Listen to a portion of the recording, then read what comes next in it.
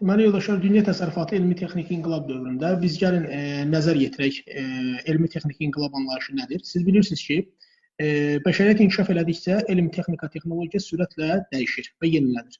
Deməli, bəşəriyyətin inkişafı ilə elmi-texniki tərəqqi sıx əlaqədədir. Elmi-texniki tərəqqi fasiləsiz prosesdir və bu hal-hazırda müasir dövrdə texnika və texnologiyanın həm təkamül, həm də tədricən təkmilləşməsi ilə bağlıdır. Bu tərəqqi prosesi nə zaman başladı? Belə deyək, 18-ci, 19-cu əsrlərdə sənaye inqilabı baş verdi. Yəni, bir sıra ölkələrdə əl əməyi iri maşınlı sənayeyə keçdi. Xüsusən də bu ən çox baş verdi Qərbi Avropada. Siz bilirsiniz ki, bu ölkələrin iqtisadi inkişafa daha tez və daha erkən başlamışdılar. Yəni, köhnə dünya regionu.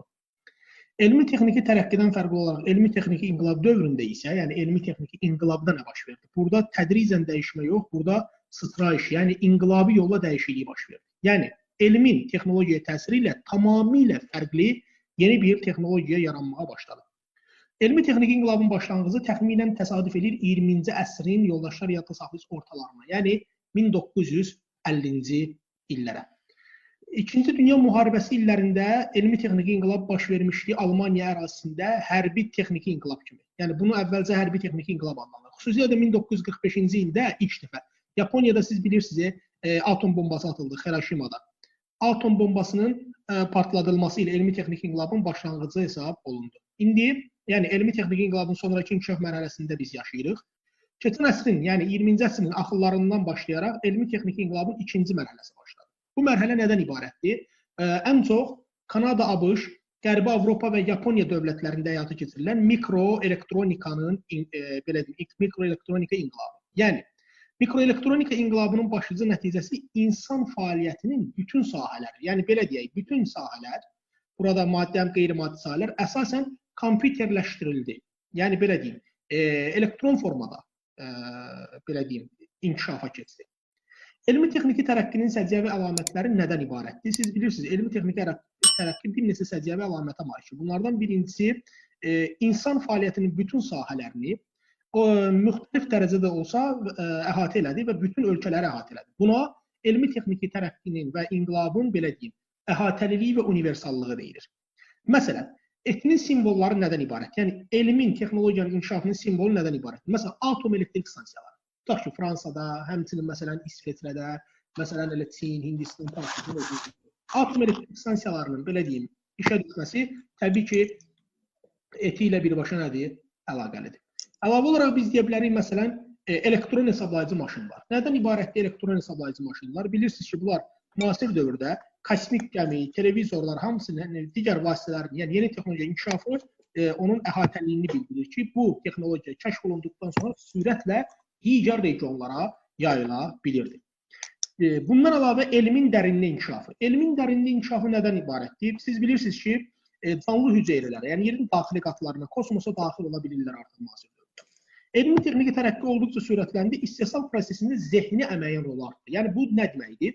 İnkişaf etmiş ölkələrdə, görürsünüz, Qərbi Avropa, ABŞ, Kanada, Qərbi Avropa, Yaponiyada artıq belə deyim, zehni əməyə üstünlüyü verilməyə başladı. Çünki istehsalın böyük bir hissəsi avtomatlaşdırıldı və kompüterləşdirildiyi üçün artıq zehni əməyə rolu sürətlə nədir? Artdı. Sonuncu, elmin istehsal prosesinin tərkib hissəsini və bilavasitə məhsuldar qüvvəyə çevrilməsi. Məsələn, biz bunu ən tipik nümunəsini görə bilərik harada? Yaponiyada. Burada elm, təhsil və bir də təhsil, elm və istehsal əlaqələri üçü təkmilləşdi. Yəni, necə oldu?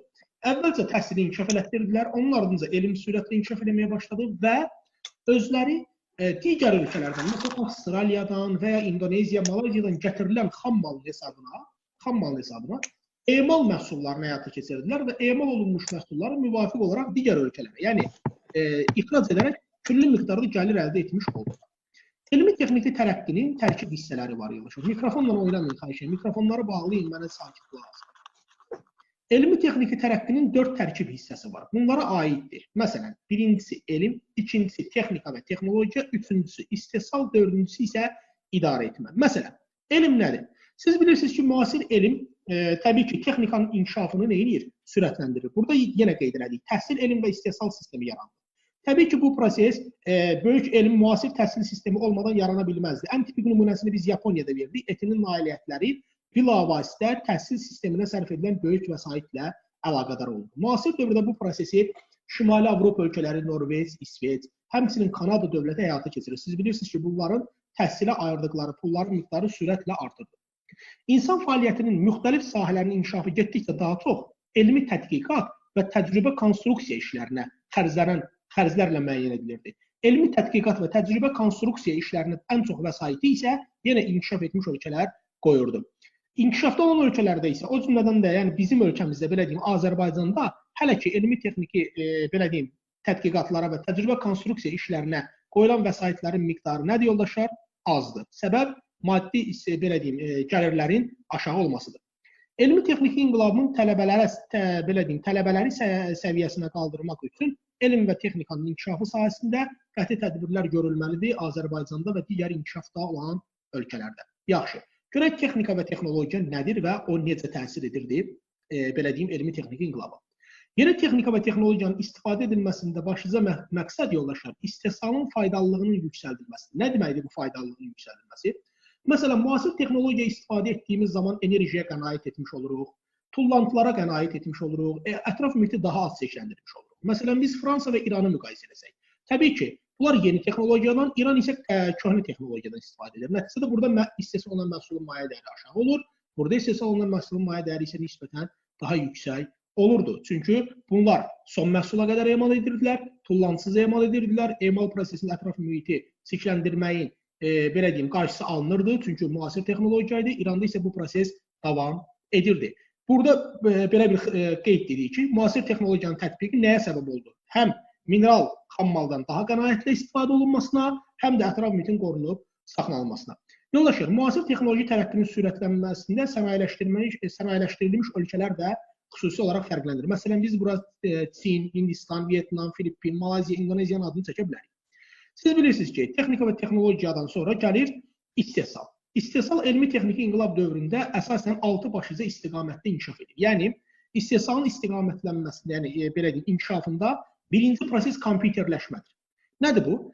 İnsan fəaliyyətinin bütün sahələrinin kompüterlə təchiz edilməsi. Ən çox proses həyata keçirilib yenə inkişaf etmiş ölkələrdə. Daha zəif tətbiq olunur Asiyanın kasıb ölkələri. Məsələn, Monqolistan, Laos, Mali, Niger, Çad, burada məsələn biz deyə bilərik Boliviya, Paragvay kimi ölkələrdə. Avtomatlaşdırma. Nədir ikinci? İstehsalın 6 başlıca istiqamətlə ikincisi avtomatlaşdırmadır. Yəni bu nədir yoldaşlar? İstehsal prosesində mexatronikanın, yəni kompleks avtomatlaşdırmanın tətbiqinə imkan verən mexanika ilə elektronikanın birləşməsi. Burada vəziyyət belə olur. Geniş tədqiqə əsaslanan yenidən sənayələşdirilmə adına almış bu istehsal prosesi dünyada getdikcə daha çox adamsız zavodlara, yəni əmək qabiliyyətli əhaliyə daha az tələb olan, əsasən robotlar tərəfindən istehsalın həyata keçirildiyi zavodlara əsaslanır. Mexatronika istehsalla həm də müəssisənin idarə edilməsi və tətbiqinin avtomatlaşdırılmasına, əmək məhsuldarlığının artırılmasına və məhsulun keyfiyyətinin yaxşılaşmasına səbəb olur. Məsələn, bunu belə izah edək. Siz bilirsiniz ki, əgər insan bir gün ərzində istehsal elədiyi məhsulun bir qədəri var. Çünki insan fiziki cəhətdən yorula bilər və dayana bilər. Amma avtomatlaşdırılmış təqdirdə zavod və fabriklər daha çox gün ərzində məhsul istehsal edə bilər. Yəni, dünyada bu prosesdə ən çox paya malik olanlar kimlərdir? Yoldaşlar, siz bilirsiniz ki, bu prosesi ən çox həyata keçirənlər təbii ki, qeyd eləyəcək Yaponiya, bundan əlavə məsələn Fransa, Britaniya, Almaniya, İtaliya, ABŞ və Kanadadır.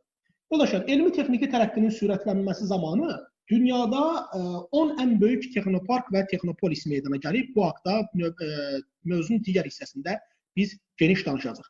Hal-hazırda siz bilirsiniz ki, dünyada robotların sayına görə birinci yerdə olan dövlət haradır? Yaponiyadır. Çünki daha çox mexatronikaya istiqamətlənirlər. İkinci yerdə biz deyəcəyik ABŞ-dır, üçüncü yerdə Qərbi Avropada isə Almaniya Federativ Respublikasıdır.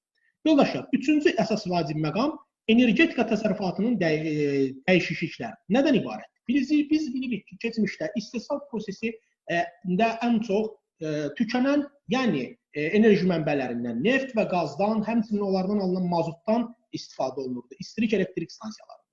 Hal-hazırda da dünyada İES-lərin payı nisbətən çoxdur, 63%-ə qədər. Amma siz bilirsiniz ki, bunlar tez tikilsə də, ucuz başa gəlsə də, onların istifadə elədiyi məhsullar tükənən və bərpa olunmayan idi. Söhbət nədən gedir? Təbii ki, neft və qazdan. Bu ehtiyatlar mineral resurs olduğu üçün, tükənən olduğu üçün onlardan istifadə belə deyim, o qədər də effektiv hesab olunmur. Ona görə də əsasən biz qeyd edəcəyik ki, həmən bu ölkələr, yəni söhbət gedən, yəni inkişaf etmiş ölkələrdə elmin inkişafı ilə artıq daha yeni, alternativ hesab olunan enerji mənbələrindən istifadəyə əsaslandı. Çünki sənaye inkişaf elədikcə onun enerji tələbatı artır və o enerjinin alınmasında daha ucuz və ekoloji cəhətdən təmiz enerji mənbələrinə istiqamətləndirir. Məsələn, biz nümunə versək, Menfandi körfəzləri, La-Manş boğazı, Bristol körfəzi, Ağdəniz, Rusiya, yəni Kanada, ABŞ, Britaniya, Fransa, Rusiyanın Ağdəniz sahillərində qabarma elektrik stansiyaları.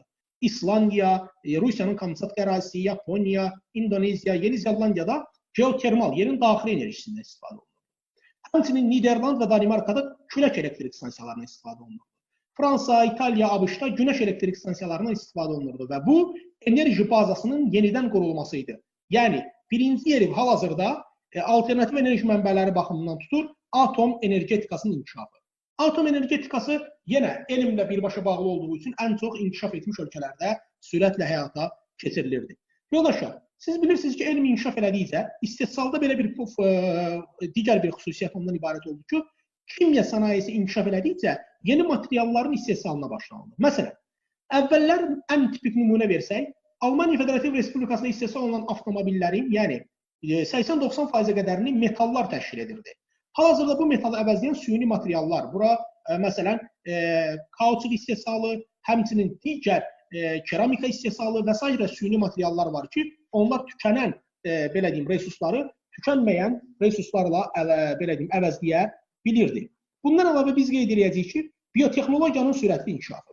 21-ci əsr biotexnologiya əsridir. Yəni, bu nə deməkdir, yoldaşlar? Bitkilərin, belə deyək, müasir texnologiya hesabına sürətlə istehsal.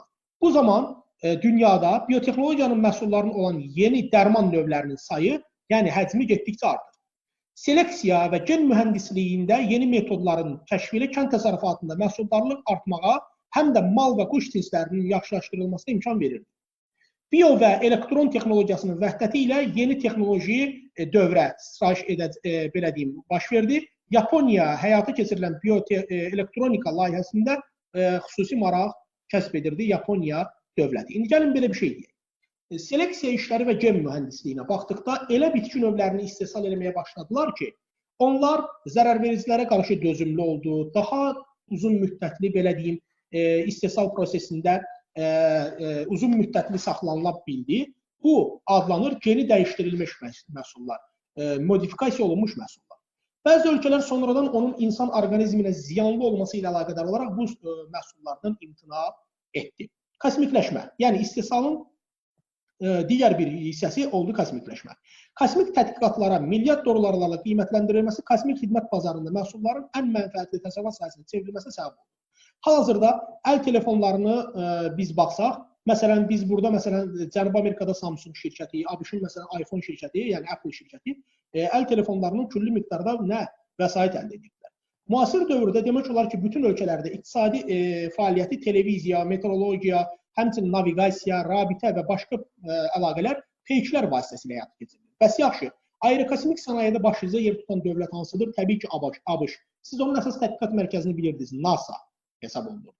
Bundan əlavə biz qeyd edəcəyik ki, Qərbi Avropa texnoloji inkişafın başlıca sistemi o cümlədən də aerokosmik, biotexnologiya, elektron, yeni materialların əldə edilməsi, informatika sahəsində dünya liderlərindən ABŞ və Yaponiyadan xeyli geri qalır hal-hazırki şəraitdə sadəcə Qərbi Avropa. İndi baxaq, ABŞ və Yaponiyanın sürətli inkişafı isə birbaşa elmi və təhsilə qoyulan vəsaitin miqdarı ilə asılı idi. Və sonuncu, biz qeyd elədik ki, elmdən danışdıq, texnika, texnologiyadan danışdıq, istehsalın tərkib hissələrindən danışdıq. Biz burada istehsalı 6 yerə böldük. Kompüterləşmə, avtomatlaşdırma, energetika təsərrüfatının yenidən qurulması, kimya sənayesinin hesabına süni materialların istehsalı, həmçinin qeyd elədik biotexnologiyanın sürətli inkişafı və kosmikləşmə. Bəs idarəetmə nədir? İdarəetmə istehsal və istehlakın faydalılığının yüksəldilməsində böyük rol oynayırdı. Əvvəllər olduğu kimi gözəyarı idarəetmə qeyri-mümkündür hal-hazırda. Çünki bilirsiniz ki, idarəetmə mürəkkəbləşib və xüsusi hazırlıq və məlumat maşınları, telefakslar tələb edir. Məlumatların toplanması, verilməsi, işlənməsi maddi istehsalın bir sahəsinə çevrilmişdi indi bu prosesi müvafiq olaraq mürəkkəb avadanlıqlar həyata keçirir. Məsələn, elektron hesablayıcı maşınlar və ya başqa digər belə deyim, maşınların olmadan idarə etməni təsəvvür etmək olmaz. Yəni əvvəllər kağız üzərində idarə etmə hal-hazırda belə deyim, müxtəlif avadanlıqların vasitəsilə həyata keçirilirdi. Dolayısıyla bu prosesə nail olmaqdan ötəri təhsilə, maliyyə əməliyyatlarına, xidmətə sahələrinə xüsusi diqqət olunmalı idi. Siz bilirsiniz ki, müxtəlif məlumat texnikasının istehsalı və texnikanın xidməti yeni mütəxəssislər, yəni belə deyim, IT mütəxəssisləri tələb edir. Bu sahədə ən çox mütəxəssis yenə biz qeyd elədik ABŞ, Almaniya və bir də Yaponiyada mövcuddur. Dolayısıyla elmi texniki inqilabın təsərrüfatın həm sahəvi, həm də ərazi strukturuna təsiri var. Təsərrüfat sahələrini biz bölmüşdük maddi və qeyri-maddiyə. Ərazi təşkili isə təbii ki, əvvəllər bilirdiniz ki, sənaye müəyyən bölgələrdə inkişaf elətdirilirdi. İndi isə onun müasir texnologiyanın təsirlə müəyyən bölgədə yerləşdirilməsi artıq ehtiyac yoxdur. İstənilən yerdə artıq yerləşdirilə bilər. İndi gəlin baxaq. Siz bilirsiniz ki, hal-hazırda bütün, yəni belə deyim, istehsal prosesinə baxdıqda struktur baxımından dünya bir neçə mərhələdən keçir. Bunlardan birincisi aqrar mərhələ, ikincisi sənaye mərhələsi, üçüncüsü isə post sənaye mərhələsi hesab olunur. Yoldaşlar, burada başlıca məqamlardan biri nədir? Siz bilirsiniz ki, aqrar mərhələdə dünya ölkələri əsasən kənd təsərrüfatı ilə məşğul olurdu. 18-ci əsrin ikinci yarısına qədər olan mərhələdir. Bura Qərbi Avropa və Şimali Amerikada bu proses intensiv gedirdi. Sonradan isə 18-ci əsrin ikinci yarısından, 18-19-cu əsrlərdən 20-ci əsrin ikinci yarısına qədər biz sənaye mərhələsini keçdik. Hal-hazırda Afrikanın kasıb ölkələri, Mali, Niger, Çad, Cənubi və Şimali Sudan, Mərkəzi Afrika Respublikası, Burkina Faso kimi kasıb ölkələr, Boliviya və Paragvay kimi kasıb ölkələr hələ də aqrar mərhələdə qalıblar. Amma Çin, Hindistan, bundan əlavə məsələn İndoneziya, Malayziya, bu hissədə məsələn deyə bilərik İran, bu kimi ölkələr sənayeleşmə mərhələsindədirlər. Amma ən sonuncu mərhələ post sənaye, sənayeden sonraki mərhələ Kanada, ABŞ, Qərbi Avropa ölkələri və Yaponiya artıq post sənaye mərhələsinə keçid eləmişdir. Müasir dövrdə post sənaye mərhələsinin sonunda modernləşdirilmiş iqtisadiyyat belə deyim, ön plana keçəcəyidir. Elmi texniki inqilab təsərrüfatın ərazi strukturuna təsirinə nəzər yetirsək, biz bilirik ki, müasir dövrdə təsərrüfatın coğrafi mənzərəsinin formalaşmasında tarix boyu 3 əsas sahə oldu. İqtisadi amillər, sosial amillər, təbii və ya siyasi amillər təsir elədi. Məsələn, iqtisadi amillər baxdıqda, yəni regionlar, biz burada belə deyək, köhnə dünya regionu, hansı ki biz deyə bilərik, məsələn, Çin, Hindistan kimi bölgələrdə sənaye sürətlə inkişaf edir. Bu iqtisadi faktorlara bağlı idi. Yəni birinin inkişafı digərlərinin inkişafına edirdi, təkan verirdi. Elmi texniki inqilab dövründə məhsuldar qüvvələrin yerləşdirilməsinə təsir edən ənənəvi amillərin rolu dəyişmişdi. Yəni yeni amillər meydana gəlmişdi. Bunlara hansılar aiddir?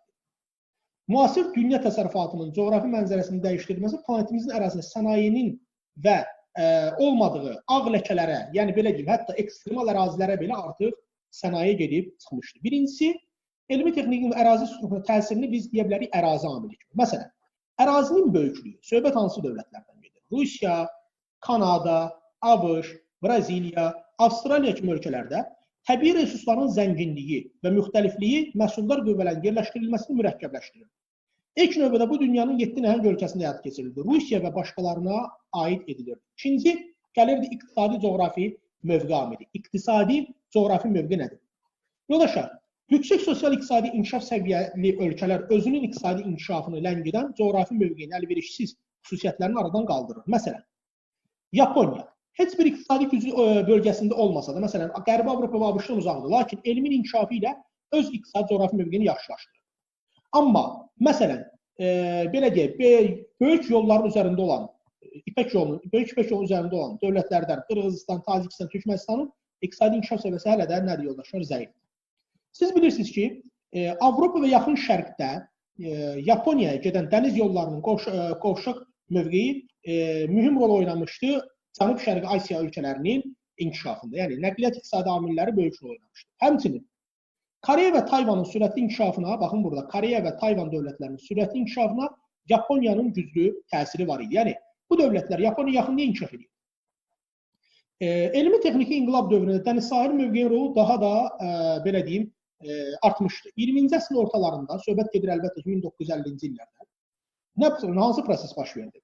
20-ci əsrin ortalarından başlayaraq bir çox ölkələr, məsələn biz deyə bilərik bura Qərbi Avropa ölkələri əksəriyyəti, ABŞ, Yaponiya dövlətində məhsuldar qüvvələrin yerləşməsi daha çox dəniz sahili mövqeyə meyl elədi. Bunun səbəbi nədən ibarət idi? Siz bilirsiniz ki, onların yerli xammal ehtiyatları tükənir.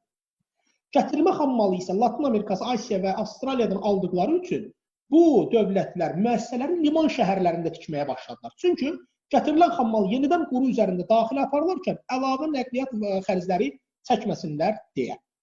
İstehsalın yerləşməsinə elmi texnologiyanın təbii resurs amilləri belə təsir edir. 19-cu əsrin axırları və 20-ci əsrin əvvəllərində sənayinin yerləşdirilməsi faydalı qazıntılar güclü təsir edir. Məsələn, İngiltərədə Midler, yəni kömür hövzələri 19-cu əsr sənaye çevrilişində özəyi olmuşdu. Bundan əlavə Rusiyada Ural, Kuznets kömür mədənləri, bundan əlavə Ukraynanın Donetsk kömür mədəni, Abşeronun nefti, Azərbaycanda sənayeləşdirmə illərində belə deyim, güclü roldaydı. Almaniya Federativ Respublikasında isə biz kömür mədənlərinin adını çəkə bilərik. Bunlara aiddir Ruhr və Saar hövzələri. Yoldaşlar, Polşada biz deyə bilərik Yuxarı Sileziya hövzəsi, daş kömür hövzələri sənaye mərkəzinə çevrilmişdir.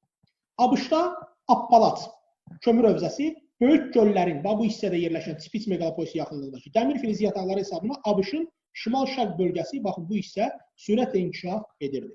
Elmi-texniki inqilab dövründə sənayinin mineral xammal bazalarına bağlanması nəzərə çarpacaq dərəcədə zəiflədi. Niyə görə?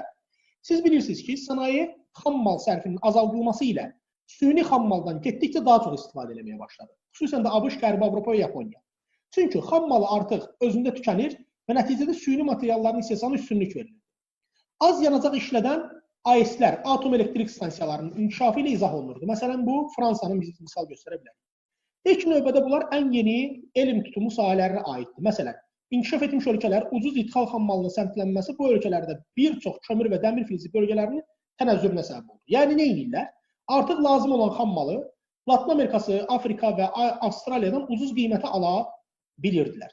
Bundan əlavə biz qeyd edəcəyik ki, Yaponiya, İtaliya, belə deyək, Singapur, Koreya, baxın burada İtaliya, Yaponiya, Singapur və Koreyadan biz danışdıq.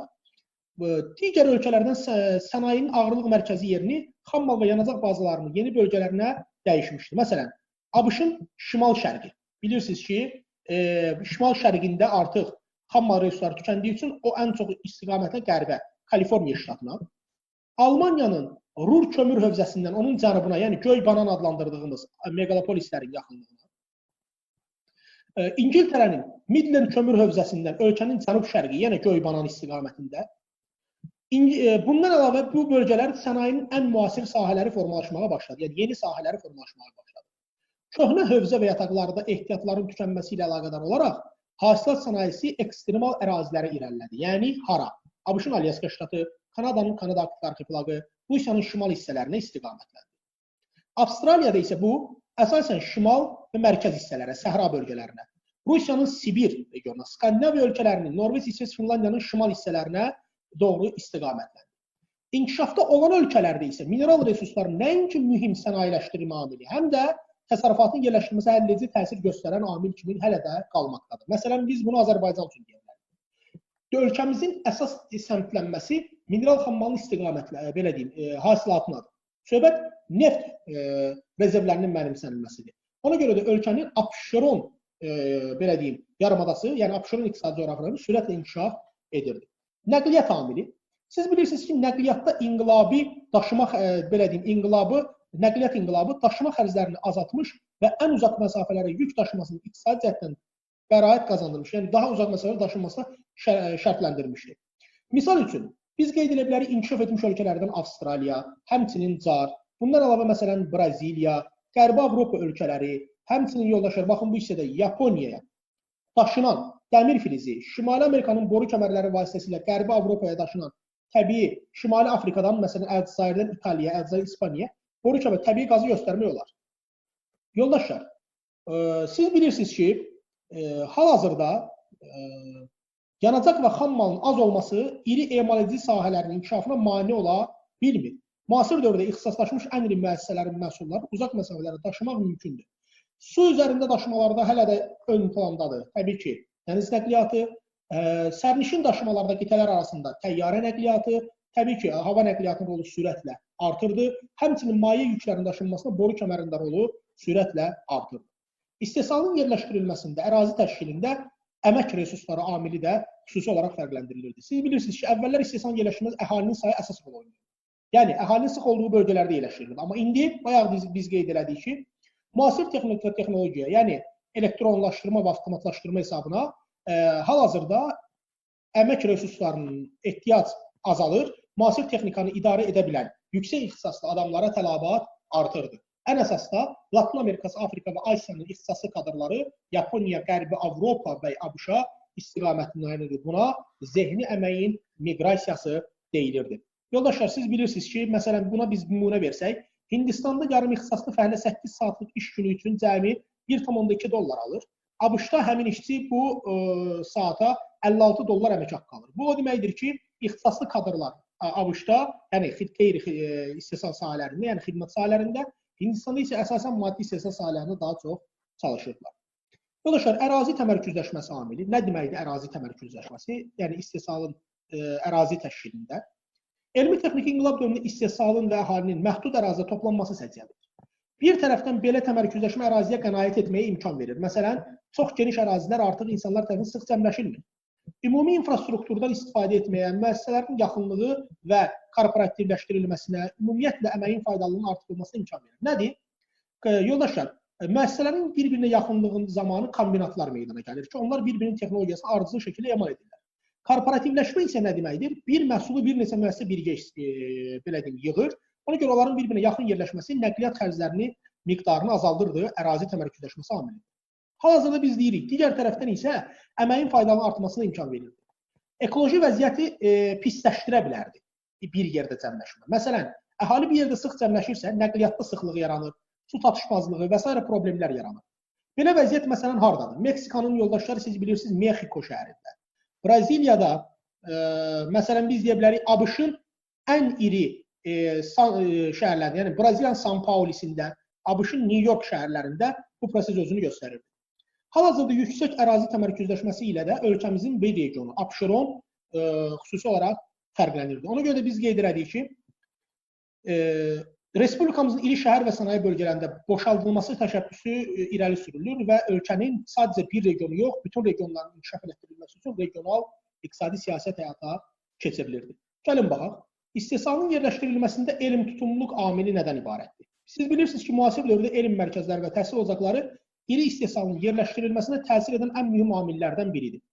Məsələn, Yaponiya, məsələn, ABŞ, məsələn, Qərbi Avropa ölkələrində elmi şəhərlər yaranır. Elmi şəhərlərin tərkibində texnopolis və texnoparklara rast gəlinir. Dünyanın 10 ən iri texnoparkına biz nəzər yetirsək, bunlardan birincisi təbii ki, ABŞ-ın qərbində hesab olunur Silikon vadisi, yəni Silikon tədqiqatlar mərkəzi. İkincisi, baxın, Kanadada yerləşən Pedro tədqiqatlar mərkəzi. 3, təbii ki, göllər ətrafı Tipitsdə yerləşən Cummings tədqiqatlar parkı. 3 dənəsi Böyük Britaniyadadır. Bunlara müvafiq olaraq aiddir Technium, Cambridge və Netpark hesab olunur. Bir dənəsi Fransada, Sofia Antipolis. Bir dənəsi Finlandiyada, Otaniemi. Bir dənəsi müvafiq olaraq Çində Z-Park və bir dənəsi də Yaponiyada deməli Kansai elm şəhəri hesab olunurdu. Yəni yoldaşlar, bu mərkəzlər müvafiq olaraq belə deyək, elektron hesablayıcı texnikanın işləri hazırlanması, istehsalı ilə məşğul olan 2000-dən artıq şirkət çalışırdı. Texnopolislər ayrı-ayrı ölkələr arasında texnoloji mübadiləyə imkan verirdilər. İstehsalın yerləşdirilməsində növbəti amil hesab olunurdu, təbii ki, ekoloji amil. Gəlin baxaq. Biz ekoloji amil dedikdə nə nəzərdə tutacaq? ETİ dövründə ekoloji amilin əhəmiyyəti artıb. İnkişaf etmiş ölkələr artıq özlərində çeşitli sənaye sahələrini yerləşdirmək istəmirlər. Bunun səbəbi onlar ölkə ərazisinin çirklənməsinin qarşısını almaq üçün çirkli hesab etdikləri sahələri müvafiq olaraq inkişaf etməkdə olan ölkələrə doğru istiqamətləndirirlər. Biz əvvəlki mövzularda bu haqda danışmışdıq. Buna belə deyim, ekoloji təcavüzkarlıq siyasəti də deyilirdi. Hal-hazırda siz bilirsiniz ki, AFER, yəni AFER'in Reyn və Vestraliya bölgəsi, Yaponiyanın sakit okean zolağı sahilləri, ABŞ-ın şimal-şərq zolaqları əhali və təsərrüfatın sonraki yerləşməsi məhdudlaşdırır. Niyə görə? Burada əhali sıx cəmləşdiyi üçün ətraf mühit intensiv çirklənir. Çirklənmənin qarşısını almaq üçün əhali buradan belə deyim, nisbətən seyrəlməli və zavod və fabriklər ölkənin digər bölgələrinə köçürülməli hesab olunurdu. Və müasir dövrdə ən çox da biz qeyd elədik ki, əsas etibarilə ekoloji təcavüzkarlıq siyasəti əsasən inkişaf etməkdə olan ölkələrə doğru istiqamətləndi. İndi nə deyəcəyik? Bu oldu ərazinin, belə deyək, ərazi sahəsinə görə bölünmə. İndi təsərrüfatın sahibi strukturunda baş verən dəyişiklikdən biz danışaq. Yoldaşlar, təsərrüfatın sahibi quruluşuna baxdıqda burada vacib əsas iki sahə, maddi və qeyri-maddi istehsal sahələri ayrılır. Bəs görək nə tipli dəyişiklik baş verir? Sənayenin payı, yəni belə deyim, maddi istehsalın payı qeyri-maddiyə nisbətən zəifləyir. Qeyri-maddi sürətlə inkişaf edir. Maddi istehsalın içərisində isə elm tutumu sahələri, məsələn biz bura maşın qayırma, kimya sənayesində dedik ki, o digərləri müqayisədə artır. Bəs kənd təsərrüfatına eti necə təsir edir? Kənd təsərrüfatında əsasən heyvandarlığın payı bitkiçiliyi üstələməyə başlayır. Xüsusən də inkişaf etmiş ölkələrdə. İstisnalar var təbii ki, Portuqaliya, İspaniya, İtaliya, Yaponiya, bunlar öz yerində. Amma biz qeyd elədik ki, digər bir vacib məqamda nədən ibarətdir? İstehsalın yerləşdirilməsində başlıca bir vacib məqamda ondan ibarət oldu ki, hansı ki, maddi istehsalın içərisində ki, elm tutumu sahələri inkişaf elədikdə artıq digər sahələr zəifləməyə başladı. Həmçinin eti nəyə səbəb oldu? Enerji və material tutumu sahələrin zəifləməsinə, çünki bilirsiniz ki, enerji və material tutumu sahələr tükənən sərvətlərdən istifadə edirdi. Onlardan istehsal məhsulunun azalmasına, lakin süni materiallardan, tükənməyən enerji növlərindən istifadəni kəskin şəkildə nə edir? Artırdı. Bu oldu onun, belə deyim, sahəvi tərkibinə təsiri. İndi biz qeyd elədik ki, təsərrüfatın ərazi quruluşundan danışdıq bayaq. Biz təsərrüfatın ərazi quruluşunda iki cür mərkəzlikdən danışacağıq. Bir, təbii ki, polisentrik mərkəzlik, biz buna deyəcəyik çox mərkəzlilik, əsasən inkişaf etmiş ölkələrə aiddir. Bir də monosentrik mərkəzlik, bu tək mərkəzlik deməkdir. Bu əsasən inkişaf etməkdə olan ölkələrə aiddir. Yəni Asiya, Afrika və Latin Amerikası ölkələri.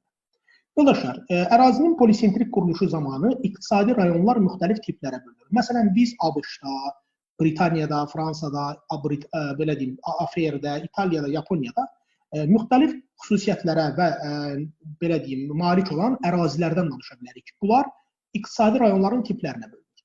Polisentrik təsərrüfat quruluşuna malik olan ölkələrdə iqtisadi rayonun 4 tipi var. Bunlardan birincisi yüksək inkişaf eləmiş rayonlar. Məsələn, nə deməkdir? İnkişaf etmiş ölkələrin içərisində elm tutumu sahələrin üstün inkişaf elədiyi rayonlar. Bura aiddir. ABŞ-ın Kaliforniya ştatı, yəni qərbi, San meqalopolisi, San Francisco, San Diego, Los Angeles, aviakosmik sahənin inkişafı, kosmik raket istehsalına görə xüsusi olaraq fərqlənir. ABŞ-ın New York ştatı, yəni Bosfaş meqalopolisi, Boston, Washington, New York, Philadelphia, Baltimore.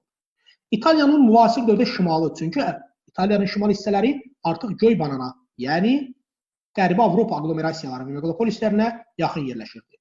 Fransanın paytaxtı Paris, Böyük Britaniyanın paytaxtı London və AFR-in cənub hissələri artıq yüksək inkişaf etmiş rayonlar hesab olunur.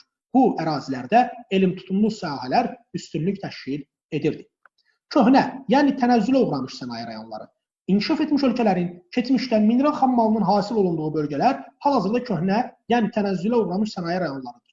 Burada ənənəvi sənaye sahələri, hasilat və bir də yoldaşlar təbii ki, ilkin emal prosesi həyata keçirilirdi. Bura ABŞ-ın Appala hövzəsi, burada dəmir filizi göllər ətrafında, cənubunda isə daş kömürü olunurdu. AFR-in Rur və Saar hövzələri daş kömürü olunurdu. Böyük Britaniyanın Midland yatağı daş kömürü olunurdu. Rusiyada Ural dağları dəmir filizi, Volqa boyunda neft və qaz hasil olunurdu. Bu oldu onların köhnə tənəzzülə uğramış sənaye rayonları. İnkişaf etmiş ölkələrdə üçüncü iqtisadi rayon tipi aqrar rayonlarıdır. Yəni kənd təsərrüfatının üstünlük təşkil etdiyi rayonlar. Bura İtaliyanın cənubu, subtropik Aralıq dənizi iqlim tipində, burada şərabçılıq, üzümçülük, bundan əvvəl sitrus meyvəçiliyi sahələri inkişaf elətdirilmişdi. Fransanın qərbi, bura əsasən mülayim dəniz idi. Xüsusən də dənli bitkilərdən buğdanın ixracatçısı kimi dünyada xüsusi fərqlənirdi. İspaniyanın mərkəzi, subtropik Aralıq dənizi iqlim tipində əsas etibarilə zeytunçuluğa görə dünyada xüsusi olaraq fərqlənirdi. Və sonuncu, dördüncü iqtisadi rayon tipi hesab olunurdu. Yeni mənimsənilən rayonlar. Bu necə ərazilərdir? Ekstremal şəraitə malik bölgələr. Mənimsənilməsi çətin olan bölgələr elmi texniki inqilab dövründə mənimsənilə bilirdi. Polisentrik təsərrüfat quruluşuna malik olan inkişaf etmiş ölkələrdə daha çox idi. Bura Alyaska ştatı ABŞ-ın, Qrenlandiya Danimarkanın mülkü, Avstraliyanın şimal və mərkəz hissələri, səhraları, Rusiyanın qərbi və şərqi Sibir regionları bu ərazilər yeni mənimsənilən rayonlar hesab olunurdu. Polisentrik təsərrüfat quruluşunda iqtisadi rayonlar 4 tipə bölündü, təkrarlayırıq. Yüksək inkişaf etmiş rayonlar, köhnə, yəni tənəzzülə uğramış rayonlar, aqrar rayonlar və yeni mənimsənilən rayonlar. Gəlir monosentrik quruluş, yəni tək mərkəzli təsərrüfat quruluşu. Əsas etibarilə Latın Amerikası, yəni gördüyünüz kimi Meksikadan cənubda yerləşən ölkələr, Asiya ölkələri, Afrika ölkələrinin adını çəkə bilərik. Yoldaşlar, bu ölkələrdə keçmiş müstəmləkə tarixi, xüsusən də Afrikada ilə əlaqədar olaraq kənd təsərrüfatında, belə deyim, təsərrüfatın ərazi quruluşunda monosentrik forma üstündür. Yəni, əsas etibarilə kənd təsərrüfatı daha çox üstünlük təşkil edir. Belə ölkələrdə təsərrüfat ölkənin ya paytaxtında olur, ya da ki, yoldaşlar, liman şəhərlərində yerləşdirilir. Məsələn, daxili rayonlarda istehsal olunan mineral xammallar, tutaq ki, Braziliyanın daxili rayonlarında istehsal olunan mineral xammallar ixrac olunması üçün paytaxta və ya liman şəhərlərinə göndərilirdi. Belə ölkələrdə sənaye rayonları arasında nəqliyyat əlaqələri zəif olur. Çünki maddi texniki baza az olduğu üçün.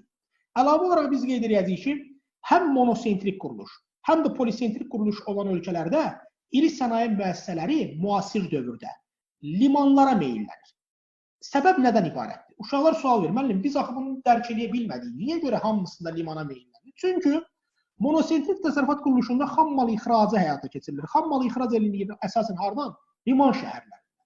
Amma polisentrik quruluşa malik olan ABŞ, Kanada, Qərbi Avropa, Yaponiya, bunlar mineral xammalı ithal edirlər deyə, alırlar deyə, onların müəssisələri sahildə yerləşdirilir. Çünki sahilə gətirilmiş xammal yenidən daxildəki hər hansı bir zavoda daşınarkən daşıma xərcləri, nəqliyyata əlavə vəsait sərf olunmasın deyə liman şəhərlərində yerləşdirilmələri məqsədə uyğundur. Yəni, həm polisentrik, həm monosentrik ölkələrdə iri sənaye müəssisələri müasir dövrdə harada yerləşdirilir?